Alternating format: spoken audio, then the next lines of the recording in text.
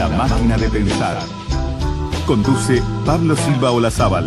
Produce Gustavo Germán. Auspicia Biblioteca Nacional. La máquina de pensar.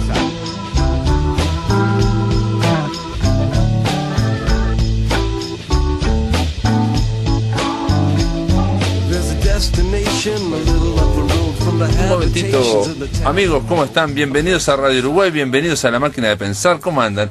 Espero que anden bien, nosotros estamos muy contentos, reitero que quizás soy muy reiterativo, porque el encuentro Borges allá en Fraiventos salió todo muy bien, se siguen habiendo repercusiones, en fin, gente que me dice lo que le gustó las canciones de Héctor Numa Moraes, o gente que me dice que se sorprendió de todo lo que se puede hablar de un autor como Borges. En realidad se puede hablar mucho más, ¿no? Pero los abordajes tan distintos, tan diversos. Hay que recordar que, bueno, ustedes lo van a escuchar, pero hubo gente desde que habló de Borges con la milonga, hasta gente que, bueno, no sé, habló de los dibujos de Borges, o de Borges guionista de cine, o de Borges como cultor de erudito, pero en el sentido de como materia verbal, de la cultura como materia verbal. De eso hablaremos con Roberto Aprato. También hubo otras sobre Funes el Memorioso se habló muchísimo, se hicieron muchas hipótesis sobre la relación de Borges con Fraiventos. Por lo menos hubo varios ponentes que analizaron, y ahí nos enteramos, por ejemplo, a través de René de Boreto, que lo que eran las veredas altísimas por los que van, por lo que va corriendo Funes antes de ser memorioso, mientras estos muchachos, que es Borges el narrador y otro muchacho más, van a caballo galopando. En fin, una serie de repercusiones que a uno obviamente nos gusta, nos pone contentos. Aparte nos pone contentos que Juan Cora en controles de emisión, volvió al ataque, al trabajo, amigos, en esta semana, y para mí es un placer, es un honor darle la bienvenida a uno de los grandes invitados que tuvo el encuentro Borges en Fraiventos. Realmente yo, cuando comenzó el encuentro, agradecí a dos personas en particular, más allá de la Dirección de Cultura y más allá obviamente de la Intendencia que posibilitó económicamente todo el encuentro, y más allá del MEC también, que lo posibilitó económicamente. Agradecí a Alicia Bloch de Bear, que fue la primera persona con la que hablé, y después a alguien que le escribió un mail, un correo electrónico, él estaba ya en Estados Unidos, Daniel Balderston. ¿Cómo andás, Daniel? ¿Andás bien? Bien, salvo por el hecho de estar en un estudio de radio que me aterra un poco. Daniel Balderston, me dijeron dos cosas. Le dije, podrás venir, vamos a hacer esto, eso es una locura, no sé si podríamos hacerlo. Daniel estaba allá en la Universidad de Pittsburgh, justo coincide que estaba en el año sabático, y le digo, vamos a hacerlo en octubre. Él me dice, en octubre imposible, pero voy a ir hasta Colombia el 17 de noviembre y quizás, ¿no?, si alguien me paga el pasaje, pueda ir hasta allá. Bueno, intentamos ahí, cambiamos el congreso para ver si había posibilidades, y después me encuentro con que Daniel dice que sí, que iba a venir a Buenos Aires. Hiciste una conferencia en la Biblioteca Nacional Argentina, que está en Buenos Aires, sobre Borges, y ahí pudiste desde Buenos Aires ir hasta Fraiventos, y mañana vas a hacer otra conferencia en la Biblioteca Nacional, pero uruguaya, en la sala Julio Castro, a las 19 horas, sobre un tema que realmente es muy llamativo, ¿no? Son dos palabras que llaman la atención: Borges enamorado. En el medio te cuento, Daniel, que me encuentro con alguien que habló con vos en Alemania. Nora Giraldi me dice que te encontró en Alemania, y me dijo, estuve con Daniel Balderston, y me dijo, me invitaron para ir a Fraiventos, no sé si podré ir, en fin, no sé qué. Nora. Sí, Nora. La última estudiante de piano de Feliberto. Exacto, sí, bueno, estuve en la casa y me saqué una foto con el piano de Feliberto, que aparentemente tocaba Feliberto.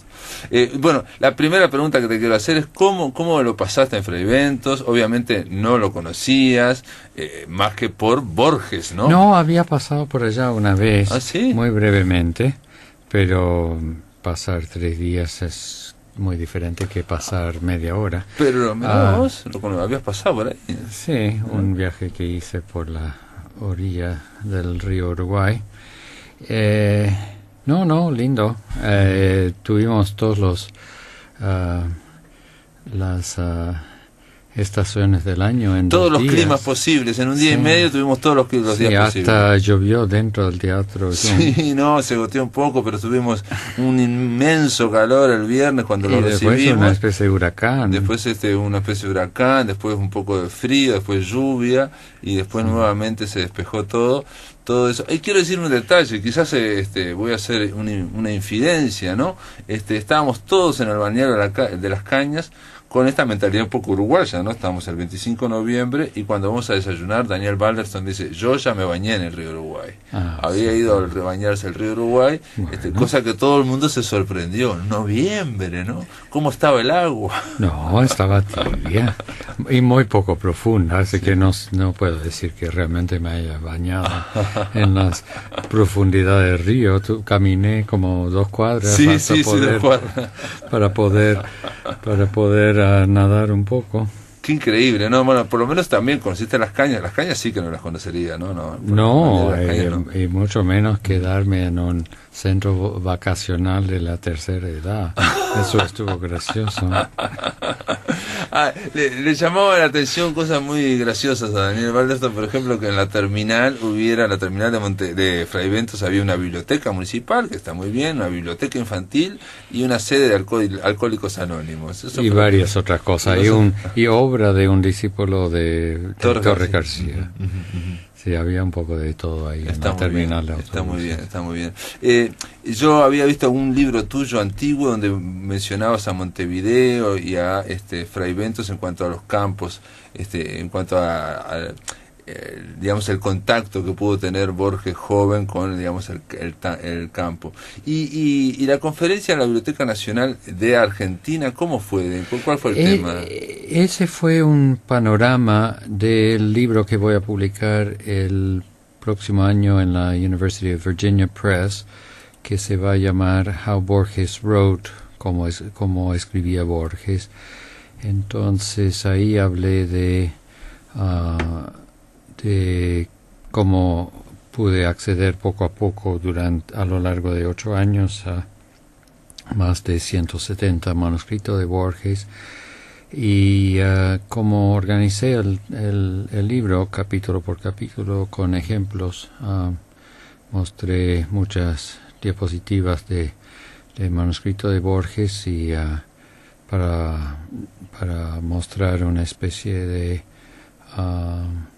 panorama de del tipo de trabajo que hago en el libro, desde las notas de lectura de Borges a los esquemas, los pocos esquemas, a los manuscritos típicos que incluyen muchísimas variantes y demuestran una gran incertidumbre con respecto a la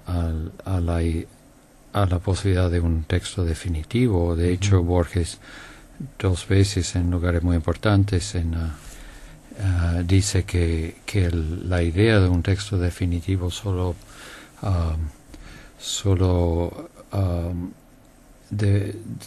depende del cansancio o de la teología. No, y aparte es raro porque en un momento él escribe que la página perfecta es la más débil de todas. Sí. ¿No? ¿Por qué? Porque la página perfecta es fácilmente destruida o lesionada por las traducciones y por los errores de imprenta. No, y por los cambios en la lengua original también. Y las traducciones, ¿no? sí. Él trabaja bastante en varios de esos ensayos de fines de los 20 y comienzo de los 30 con Cervantes, ¿no? Mostrando la enorme distancia entre el español de Cervantes y el español actual. Pues es que yo entrevisté una vez a un español que fue el año pasado y acerca que hizo esto, que yo no lo leía el libro, ¿no? Que es nosotros como castellano parlantes estamos obligados o condenados, dice él, me decía este español, a leer el Quijote con el idioma del siglo XVII, ¿no? Pero cuando se traduce a otras lenguas se hace una actualización. Sí, bueno, es un libro que se ha traducido múltiples veces a muchos idiomas. Bueno, pero entonces él dice que a él explicaba la aparente butad de Borges, que dijo, lo leí la primera vez de chico en inglés, sí, pero eso, después y cuando lo leí en español no lo pude terminar, sí, pero en inglés me fascinó. No, eso viene del ensayo autobiográfico de Borges, que es un texto que Borges dictó oralmente a un compatriota mío idiota, de cuyo nombre no quiero acordarme, y sin duda no entendió lo que decía Borges, porque en esa misma frase del ensayo autobiográfico habla de tapas rojas y de una edición de Garnier, y Garnier Hermanos publicaba en español en París incluso el libro El factor Borges de Alan Pauls, sí, con ilustraciones de Nicholas Helft, reproduce a una foto de la portada de ese libro, de esa edición del Quijote en español. En español. Así que eso... O sea que vos decís que es un error. Que de chico lo leyó también en español. Sí. Que nunca lo leyó en inglés. No, porque bueno, puede haberlo leído en inglés en algún momento, pero esa frase del ensayo autobiográfico es un error. Ah, bueno, porque la explicación de este español... A lo mejor, como dice el narrador de Pierre Menard, una broma mal escuchada. No, sin duda mi compatriota no entendió la ironía de Borges ahí y lo puso como un hecho cuando justamente lo que alega Borges ahí es haber leído la edición Garnier Hermanos, sí, publicada en París en español. En español. No, porque lo que me decía este español es que nosotros si leemos La Guerra y la Paz en español, obviamente al pasarla del ruso se actualiza, se aliviana. En cambio los rusos tienen que seguir leyéndola en el siglo XIX, en el ruso del siglo XIX. Y lo mismo porque él, en realidad este español, que ahora no me puedo acordar cómo se llama, es un escritor, lo que hizo fue hacer una versión del Quijote actualizada, o sea, el mismo libro.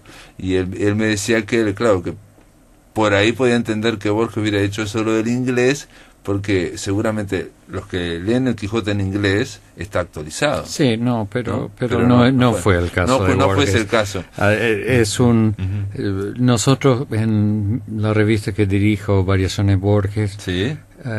Muchas veces tenemos que rechazar artículos o pedir que se reescriban porque suelen depender de anécdotas equivocadas como esa.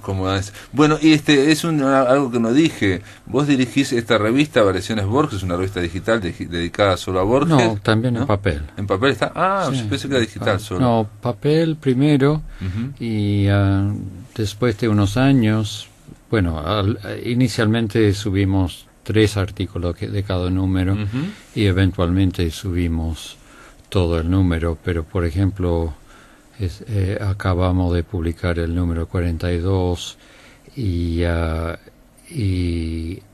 contenido completo de la revista está en la red hasta el número 30 nomás.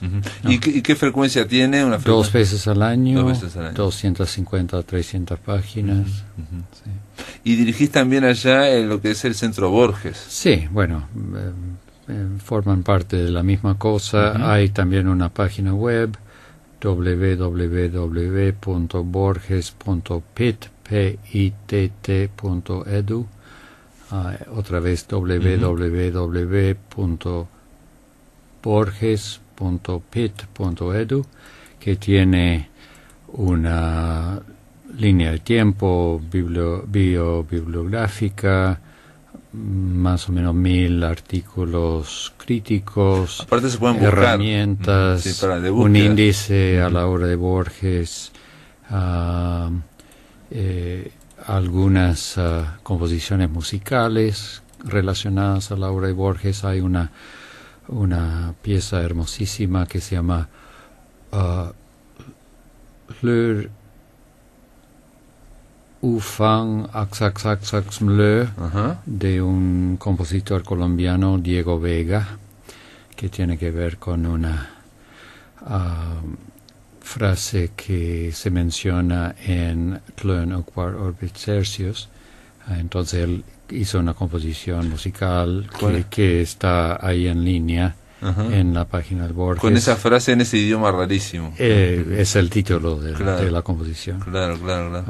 Y muchísimas otras cosas, ¿no? Aquellos que vayan al blog de La Máquina de Pensar, cliquean en Centro Borges de la Universidad de Pittsburgh y está ya el link, está el enlace, así que van a poder ir directamente y poder por lo menos ver de qué se trata todas estas, y aparte está en línea Variaciones Borges número 41 por lo menos, pero está para comprar, en fin, realmente vamos a hacer una pausa, amigos. Después de la pausa seguimos aquí, estamos conversando con Daniel Balderston del Centro Borges y acerca del homenaje a Borges que hicimos en Fray Bentos. En el aire de Radio Uruguay, La Máquina de Pensar.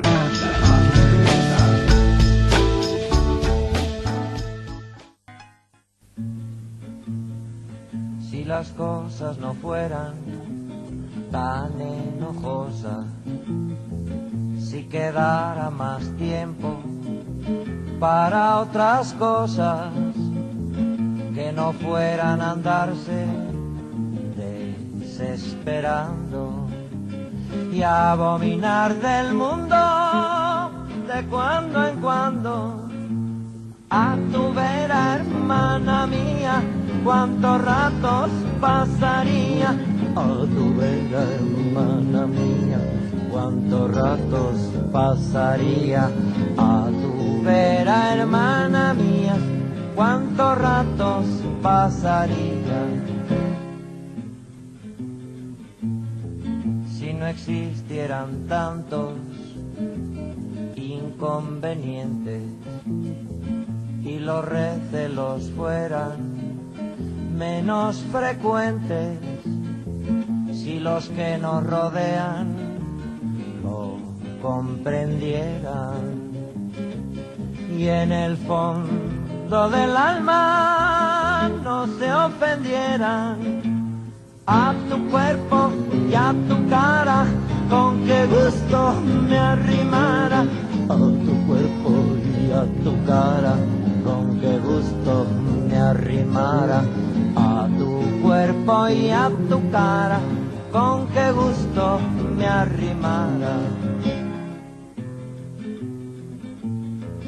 Si pudieran curarse ciertos humanos del vicio de adueñarse de sus paisanos, si pudiera decirse lo que se siente,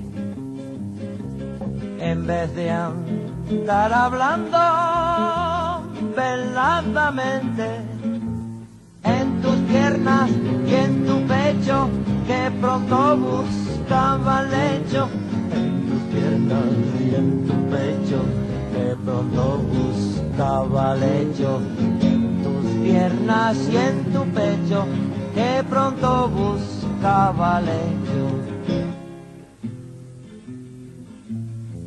Los que cosas tan simples no las conciben, poco asimilan de este mundo en que viven y siguen en sus 13 año tras año, aun sabiendo en el fondo que es un engaño.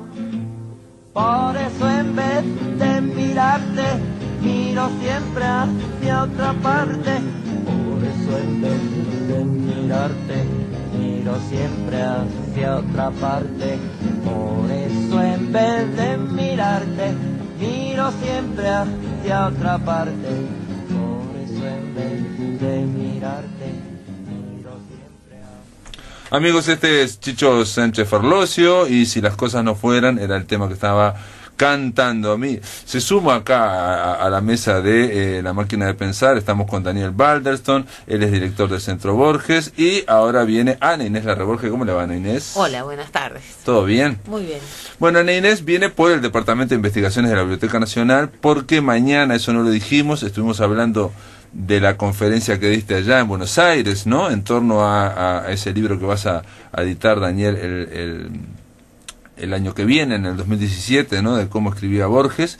Pero la de mañana es Borges enamorado, ¿no? Es a partir de las 19 horas en la sala Julio Castro de la Biblioteca Nacional. Obviamente la entrada es libre y hay oportunidades para escuchar a uno de los más importantes especialistas en Borges. Borges enamorado. ¿De qué vas a hablar? ¿Puedes hacer el título es abstract, es una parodia del título de la película Shakespeare in Love, Shakespeare enamorado.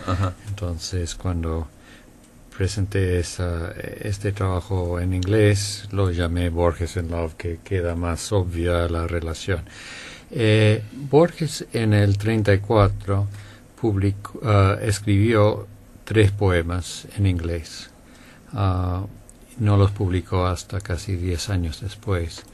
Y cuando publicó 2 de ellos, puso iniciales del objeto de su amor en ese momento, que no eran las iniciales de esa persona.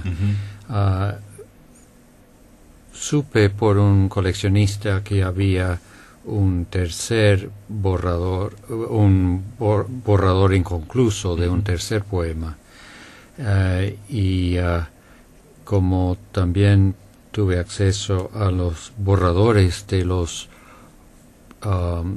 poemas ingleses famosos, los Two English Poems, que se publicaron inicialmente con el título Prose Poems for I.J., a pesar de que la persona en cuestión tenía iniciales S.D., y eventualmente en las obras completas se dedican a otra persona completamente, que es Beatriz Bibiloni Webster de Bullrich, de quien Bioy y Borges se burlan continuamente en el diario de Borges, que decía frases como: yo no soy una mujer frívola, solo me interesa el dinero.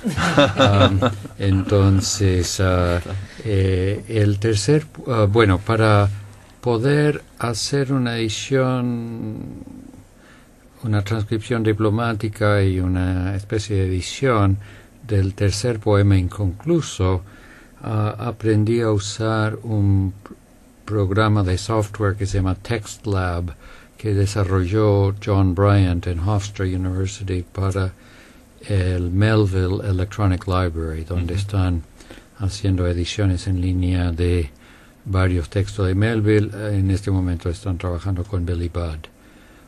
Todo un equipo internacional, no solo pero con una persona. Los manuscritos, Sí, con los manuscritos de Melville.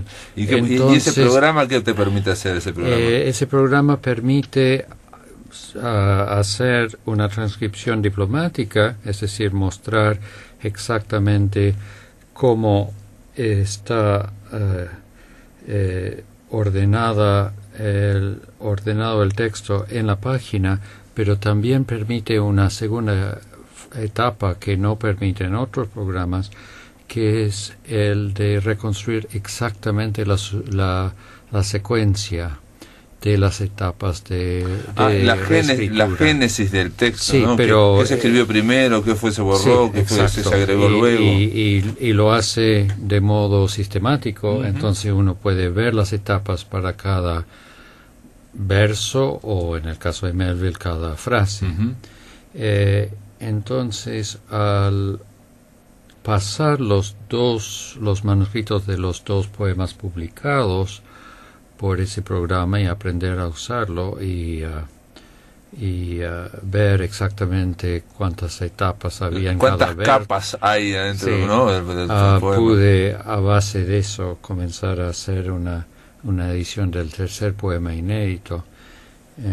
Entonces, de eso voy a hablar, del proceso de edición digital.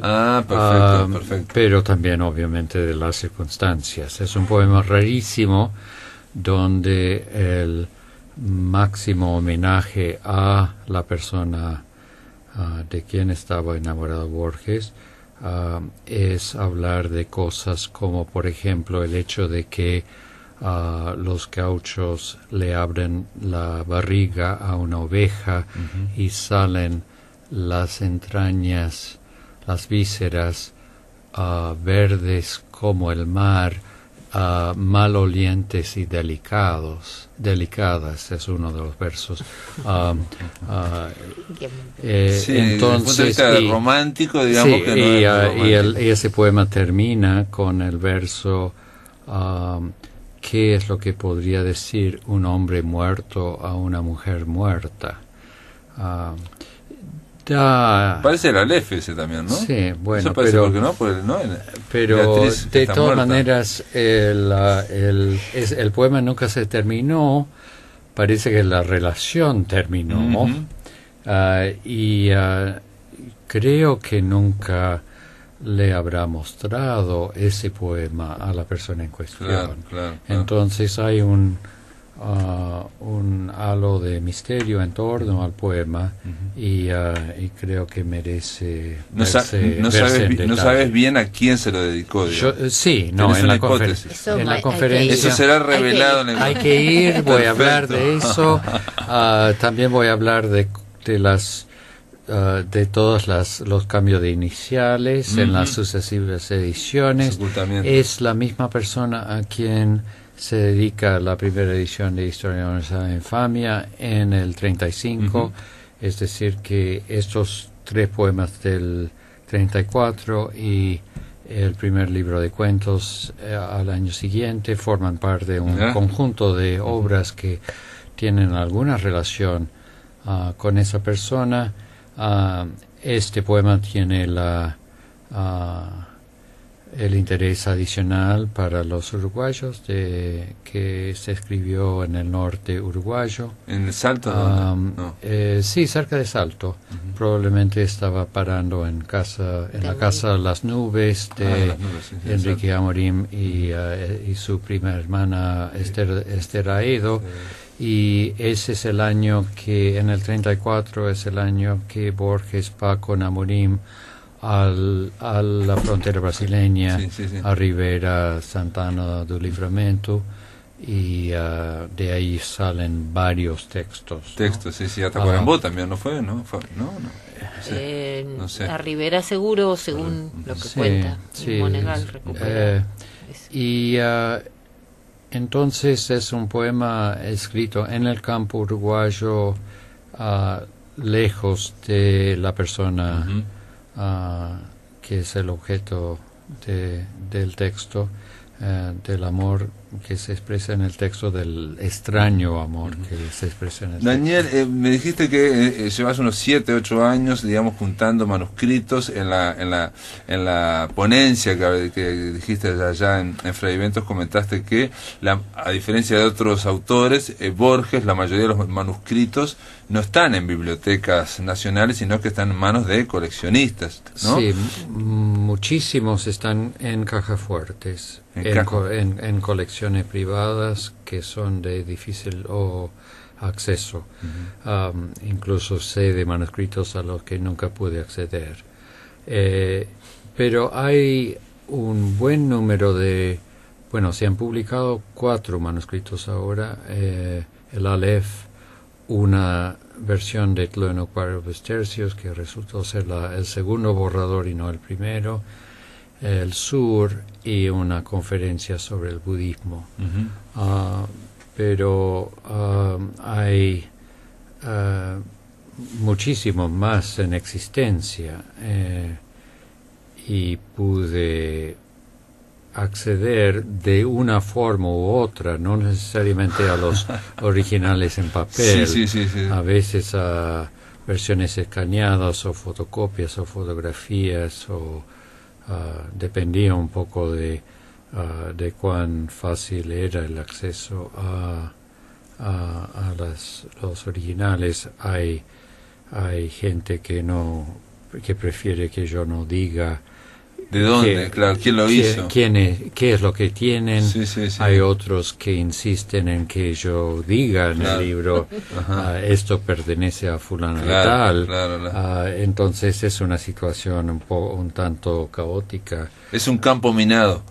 Sí, terriblemente hay que ver, minado, hay que porque a diferencia de otros autores, la Biblioteca Nacional Uruguaya tiene los originales de muchísimos autores importantes. La Biblioteca Nacional Argentina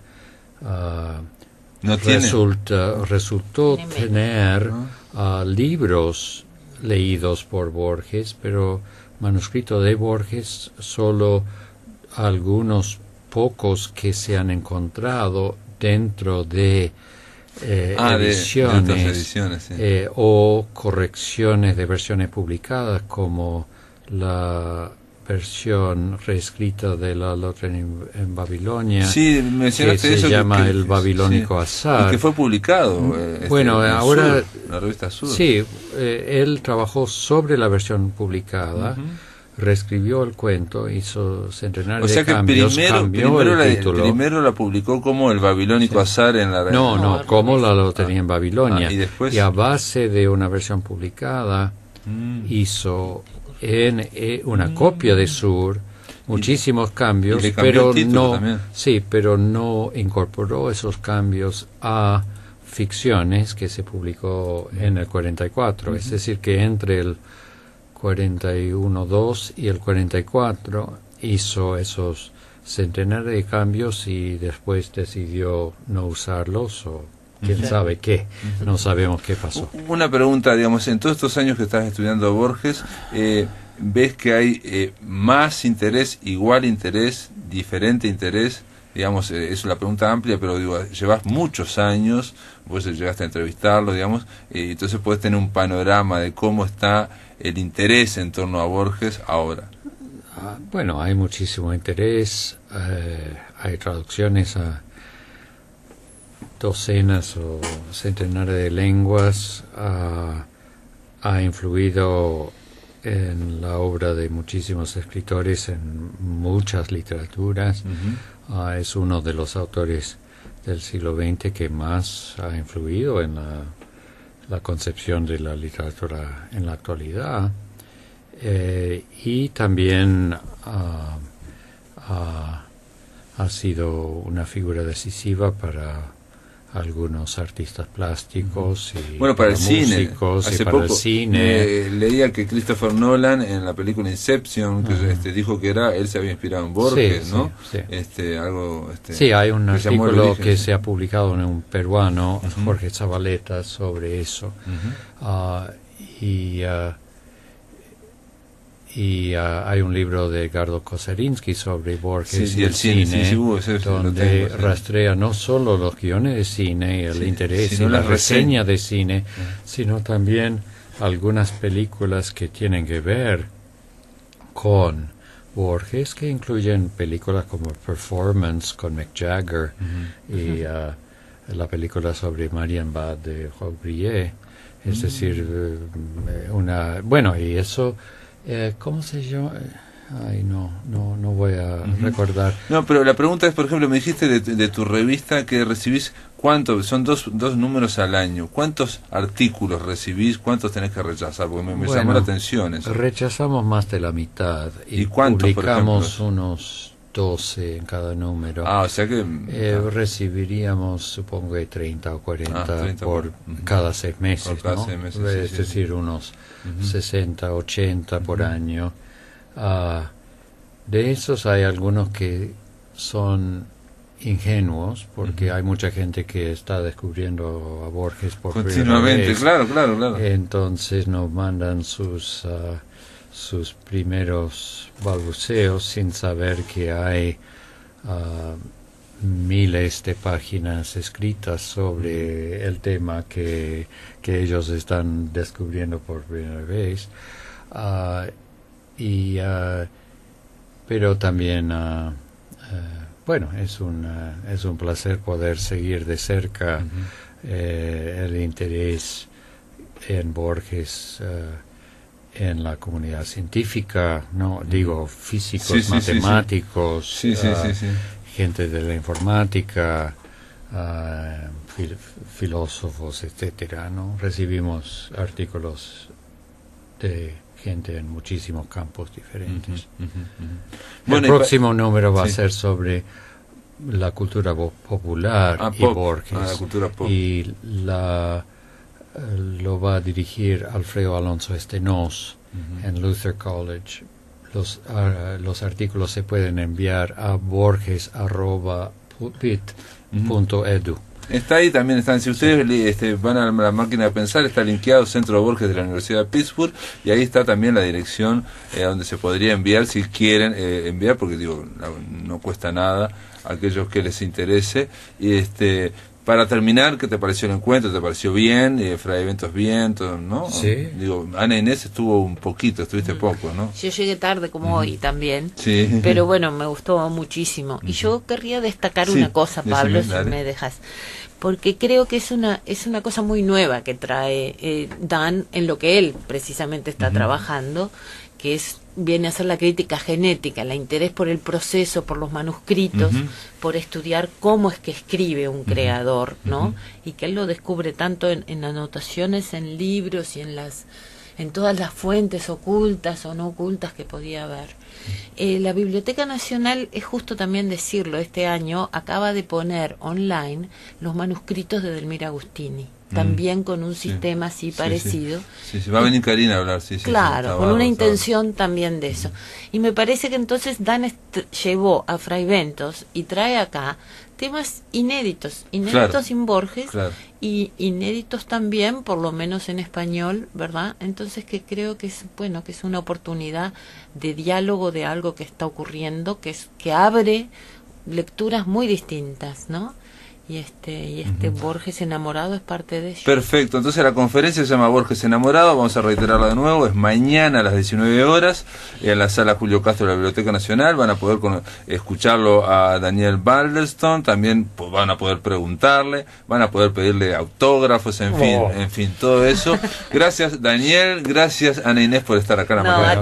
A ti por haberlo traído hasta acá, el Uruguay. En el aire de Radio Uruguay, La Máquina de Pensar.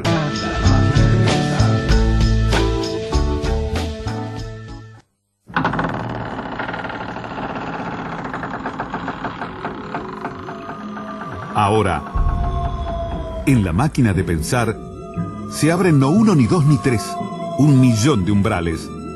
Un portal hacia el terror, la fantasía y la ciencia ficción de la mano del insomne Ricardo Ruiz. Muy bien, del otro lado del teléfono, allá en Mar del Plata, está el insomne Ricardo Ruiz. ¿Cómo andás, Ricardo?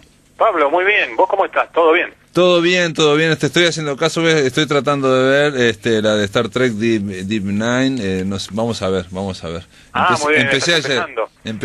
Mira. Deep Space Nine. Esa, exacto, esa, pero el primer capítulo dura 1h30, ¿no? Claro, sí, es un capítulo doble, lo habrás visto picar por ahí dando vueltas. Exactamente. Bueno, no está en Netflix, lo encontré ya en Netflix, me sorprendió. No sabía que ya estaba. Me sorprendió, entonces dije, bueno, vamos a seguir las recomendaciones de Ricardo Ruiz. ¿Qué trajiste para hoy? Bueno, hoy vamos a hablar de un subgénero del terror, o algo que se ha transformado en un subgénero, que en inglés se denomina found footage, y la traducción sería algo así como cintas encontradas o metraje encontrado, que en realidad sería como una especie de técnica de hacer películas en teoría de bajo presupuesto.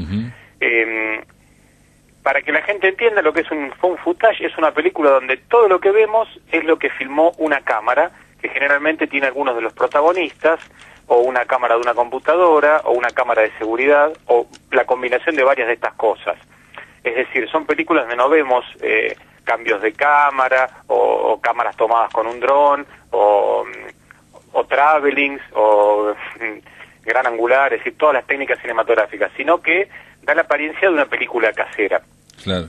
Este tipo de técnica, que estas películas tienen algunas otras características, como que por ejemplo casi no tienen música, banda sonora, casi no hay música ambiental, se trata de que los actores sean lo más natural posible, se ven cortes abruptos, intenta y a veces hay una cierta desprolijidad también, ¿no? Sí, mucho movimiento de cámara, la cámara que se cae, bueno, esos serían los principios. Lo que se trata de que sea algo natural, y esto pegado muy bien en el terror, porque da muy bien para, con bajo presupuesto, hacer películas con sustos, ¿no? Uno de estos claros ejemplos, lo menciono aunque no es de lo más nuevo, sino algo que tuvo éxito, es toda la serie de películas de actividad paranormal, donde vemos todo a través de distintas cámaras de seguridad o cámaras de las computadoras. Claro. También una de las cosas no solamente es desprolijo, sino que a veces la calidad de la imagen no es la mejor, digamos, a diferencia de todo el cine que intenta buscar la mejor calidad, que no haya sombras, o sea, que todo esté perfectamente iluminado, aquí es al revés, ¿no? Claro. Si hay sombras... Exacto. Es un género que ha caído como anillo al dedo al terror, con lo cual hubo una proliferación de películas, muchas de ellas muy malas, porque como toda técnica se empieza a repetir y siempre hace falta la mano de un artesano o de alguien hábil en usar el recurso y saber contar una historia con pocos medios, ¿no? Sí, el tema ahí es como todo gran recurso o pequeño recurso, es que es eso, un recurso no puede ser central, sino que lo central es la narración. Claro.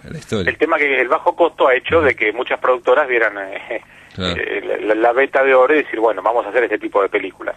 Lo que yo no sabía es que se originó con Holocausto Caníbal, me enteré recién ahora. Te iba a mencionar eso, que el primer antecedente es de Ruggero Deodato en 1980, Holocausto Caníbal, una película famosa en el mundo del terror y famosa en esto del horror survival, una película que fue muy polémica, pero que la gran mayoría ha visto y siempre recomiendo verla porque es un clásico del género.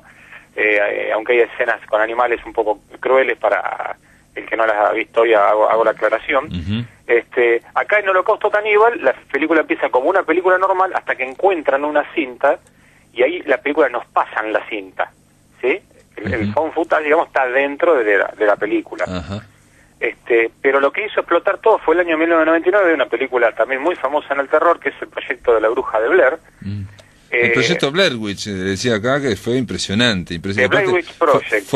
Sí, dale. Sí. No, decime, fue a través de Internet que empezaron, digamos, una campaña expectativa, ¿no? Claro, Internet empezó con una campaña vendiéndola como real la película. Entonces se generó lo que hoy se llama, tiene una palabra, lo que es el hype. Hoy se llama hype a la expectativa que genera una película, y bueno, en ese momento fue terrible. La película la estuve revisionando hace pocos días y ya no tiene el impacto que tenía en ese momento porque hemos visto muchas otras cosas después. Pero se trata de tres jóvenes que van en un bosque de Estados Unidos a buscar supuestamente rastros de una cabaña o de lo que quedó de una persona que estuvo poseída supuestamente por el espíritu de una bruja de Blair. Lo que pasa es que la cinta se vendió como una cinta real encontrada. De hecho, los tres actores usaban el mismo nombre real, y cuando se acercó la época de la película, estas personas no aparecían, estos jóvenes no iban a una premiere de la película. Sí. Y aparte está en blanco y negro, ¿no? ¿No está en blanco y negro? No, tiene... nocturnas, cosas nocturnas tiene. Sí, mucho nocturno y un color muy oscuro. Esta película tiene un récord, que es la película que más recaudó con respecto a la inversión. Te digo dos datos, costó $22.500, ¿sí? Y asombrate, ¿sabes cuánto recaudó? 248 millones. Qué disparate. un disparate, ¿no? Bueno, la relación de inversión-recaudación es la película más exitosa de la historia del cine. ¿Y qué pasó con esos jóvenes, digamos? ¿Tuvieron una carrera después? Yo nunca... Sí, pero muy perdida. De hecho, no vi ninguna otra película de ninguno de los dos. Eran Daniel Myrick y Eduardo Sánchez. Han hecho algunas cosas, pero bueno, esto fue algo fugaz. O hicieron el suficiente dinero como para no precisar trabajar más. Sí, sorprendente. Así que esas son las características del género. A veces el género se lo confunde con otro tipo que se llama falso documental, donde es un género similar, pero donde vemos en formato documental, con cortes, con entrevistados, algo sobre una historia falsa o algo sobre una historia verdadera con datos falsos, ¿sí? Recuerdo un documental de hace unos años que se llamaba Operación Luna, que supuestamente mostraba lo que había hecho Stanley Kubrick en la filmación de la Luna y que no se había viajado, ¿no? Perfecto. Un documental muy ingenioso, cortando y pegando declaraciones de gente relacionada con el tema. Bueno, yo vi una vez en YouTube y me lo creí, me lo morfé perfectamente a un veterano que antes de morir, digamos, estaba explicando cómo fue que hizo Stanley Kubrick eso, ¿no? O sea, claro. Es más, decían que era el propio Stanley Kubrick, pero estaba tan mal filmado y el hombre hablaba tan mal y estaba tan entrecortado, que yo digo, no, esto tiene que ser verdad porque no es espectacular, digamos, ¿no? Sí. Hay algunas cosas muy buenas. Esa forma de hablar que uno habla cuando está diciendo la verdad y que y que se tranca porque realmente fue una gran mentira, no quiero decir, en fin. Está genial y bueno, aparentemente es un gran invento, ¿no? Está inventado. Sí, Después tenemos otra película que también fue un éxito y desató esta nueva ola de found footage a partir del 2008, que fue una película dirigida por Matt Reeves y producida por J.J. Abrams, o J.J. Abrams, como lo conocemos en nuestro idioma, que es la película Cloverfield, o Monstruoso, como se llamó también acá, que es una película que tiene una premisa muy interesante. Empieza en una fiesta para despedir a un joven que se va a trabajar de Japón, todos sus amigos, esto es en Nueva York, vemos todo lo que va filmando alguien que asiste a esa fiesta de despedida, y de golpe, estando en la terraza, ven explosiones. Recuerda que es Nueva York, lo que pareciera que es un nuevo ataque terrorista, y en realidad es que hay un monstruo en la ciudad, un monstruo mucho más grande que Godzilla, que larga unas arañas, una cosa rarísima, y todo lo vamos a ver desde las cámaras de estos jóvenes que van por la ciudad y están intentando sobrevivir, atravesar el puente. Yo la vi esa película, sí, la vi, se van corriendo, sí. Y tiene una premisa muy interesante porque tiene más plata esta película, entonces se ven muy buenos efectos, pero todo se ve desde esta cámara, ¿no? A veces es decir, crear semejante monstruo para verlo de costado o para verlo entre sombras, pero me parece que tiene una segunda lectura, que es ver lo que se sufre en una catástrofe de este tipo, o lo que fue las Torres Gemelas, porque de hecho hay un par de escenas muy similares a la que estuvimos viendo en el año 2001 con las caídas de las torres, el polvillo, el edificio que se derrumba, y siempre las películas de ataques de monstruos son heroicas, nos muestran a un Will Smith o algún actor de esos manejando un helicóptero y salvando a su familia, y acá se muestra una tragedia vista desde abajo, de los que están abajo. De hecho el ejército quiere bombardear toda la ciudad sin ningún tipo de problema. Es decir, me parece que utiliza un buen recurso para contar algo que tiene otra lectura, y los efectos están muy bien y el terror está bastante bien logrado. En general, muy recomendable. En general, el recurso es para dar verosimilitud y para dar, digamos, lo que uno quiere que en todo arte, ¿no? Que es la famosa suspensión de la incredulidad, ¿no? Para que uno crea que está ahí, ¿no? Y está en primera persona. Claro, ¿no? El monstruo es bastante poco creíble, pero como todo el entorno es muy creíble, se nos vuelve real ese monstruo. Claro, está. Claro. No sabemos cómo, pero está. Eso es lo increíble, ¿no? Hace poco vi una película que te la recomiendo, no es de terror, pero se llama Victoria, es alemana, y tiene un nombre en español, pero se llama Victoria, y es una noche y está filmada toda con un celular, lo cual, en principio, o sea, todo un solo plano. Lo brillante de la película es que uno olvida que está siendo filmada, logra que uno olvide eso, y entonces te convertís en uno de esos tres compañeros que acompaña a esta muchacha Victoria en una noche media de parranda donde pasan muchas cosas. Generalmente estas películas anulan un actor, ¿no? Que es el que está filmando, lo vemos muy poco, y generalmente la voz está doblada, bueno, pero es así la técnica.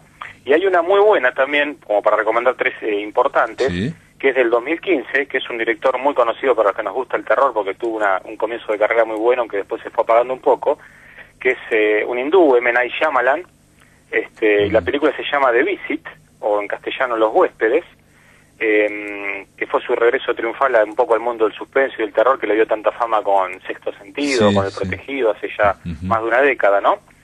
Después su carrera decayó un poco con algunas películas un tanto extrañas, pero creo que con poca plata volvió por la buena senda, porque esta es una película found footage de dos jóvenes adolescentes, más menos, casi menos que adolescentes, chicos, bastante 10, 12 años, que van a pasar un fin de semana a la casa de sus abuelos y van filmando todo lo que hacen con los abuelos.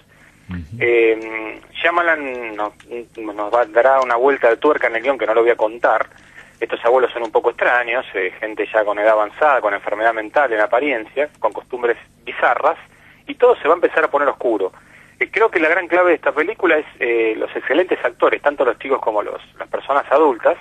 El nene que la interpreta es muy divertido, se la pasa rapeando unas cosas muy, muy simpáticas. Entonces se va dando esa mezcla, no de comedia, porque en realidad nos reímos por lo que dice, pero no porque no esté en un esquema de comedia, sino que todo se empieza a oscurecer por el terror que logra destilar Shyamalan con muy pocos recursos. Mirá vos, así que vos recomendás, se llama Los Huéspedes, veo acá, o La Visita en España, The Visit. The Visit en castellano estuvo Los Huéspedes. Mirá vos, bueno. Para mí es muy, muy recomendable, es una película muy entretenida, vamos a no verlo. Es una obra maestra, pero creo que se nota que hay un director hábil detrás del recurso, por eso contra Shyamalan cierta calidad tiene y cierto conocimiento tiene, ¿no? Sí, a mí igual siempre me pareció Shyamalan, nunca fue, digamos, considero que eso, que se basa en, por ejemplo, Sexto Sentido, en un recurso nada más. Exacto. Y bueno, como que le falta otro. Por ejemplo, el tema de los recursos, uno ve Matrix y los recursos están supeditados a la trama, todos los recursos, ¿no? O sea, es la trama lo que te atrapa, ¿no? Eso es difícil, no es fácil. Sí, Shyamalan el problema que tiene que lo primero que piensa es el giro del guión y sobre eso construye la película. Exactamente, ¿no? Así ha sido tu carrera y así ha sido su carrera y esta no es la excepción. Pero la película es muy interesante, más que nada para ver a estos jóvenes actores. Bueno, así que recomendás The Visit, La Visita, digamos, de Shyamalan. ¿Y cuál más? ¿Cuáles eran las otras? Teníamos Cloverfield. Sí, Cloverfield. Sí, nombro dos más. Sí. Una es Home Movie. Es una película de 2008 de terror, pero acá es una familia americana que se va a una cabaña porque tiene un par de hijos mellizos con algún trastorno de autismo. La madre es psiquiatra, el padre es pastor, una mezcla muy rara. Y vamos a ver sustos, pero vamos a ver la destrucción de una familia o la falsa imagen que suele vender a veces una familia americana con un montón de problemas, ¿no?